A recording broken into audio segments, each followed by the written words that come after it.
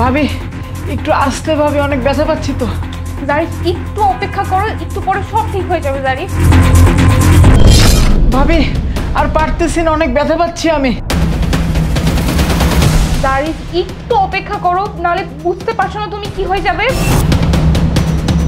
ভাবি যা করার তাড়াতাড়ি করো, আমার অনেক কষ্ট হচ্ছে। আচ্ছা জারিফ তুমি একটু থাকো, আমি এখনই আসছি। হ্যাঁ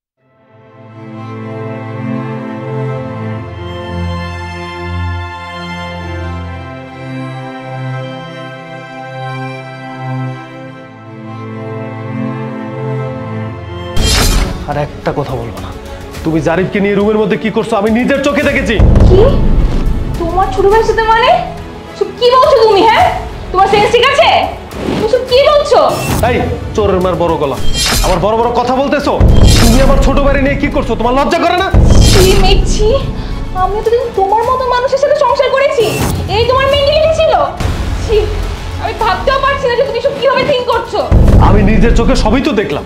ভাইয়া তুমি ভাবিকে ভুল বুঝো না, আসলে আমার অনেক শ্বাসকষ্টের সমস্যা। তুমি থামো। আমি আজকে না থাকলে তোমার এই ছোট ভাই জীবিত থাকতো না, মরে যেত। আমি আজকে ওকে বাঁচিয়েছি, ওর বুকে ব্যথা উঠেছিল, আমি প্রেস করে ও শ্বাসকষ্টটাকে যতটুকু পেরেছি কমানোর ট্রাই করেছি। আর তুমি কি এখানে বসে নোংরা থিঙ্ক করতেছো? ছি ছি মেঘ। ভাইয়া ভাবি ঠিক কথাই বলতেছে, ভাবির কোনো দোষ নাই। জারিফ আর মিথ্যা কথা বলবি না, আমি তোর ভাই, আমি জানি তুই কি করতে পারিস আর না পারিস। এই শাক দিয়ে মাছ ঢাকার চেষ্টা করছিস? Just shut up. তুমি না ওর মধ্যে সিসিটিভি ক্যামেরা লাগিয়েছো, চেক ইট।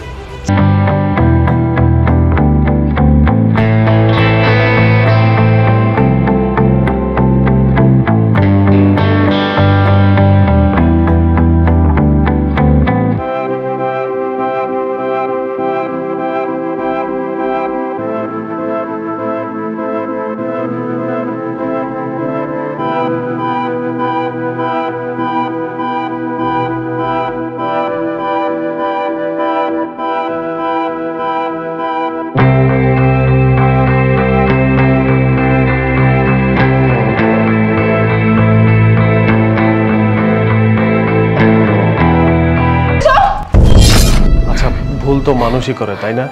কিছু মনে করো না, যা গেছে গেছে, ওগুলো ভুলে যাও। জারিফ তুই তোর রুমে যা। সবসময় একটা কথা মনে রাখবে, নিজের চোখ দিয়ে যা দেখো সেটা সবসময় বিশ্বাস করবে না, যাচাই করে প্রুফ নিয়ে তারপরে মানুষকে সবসময় অপবাদ দিবে।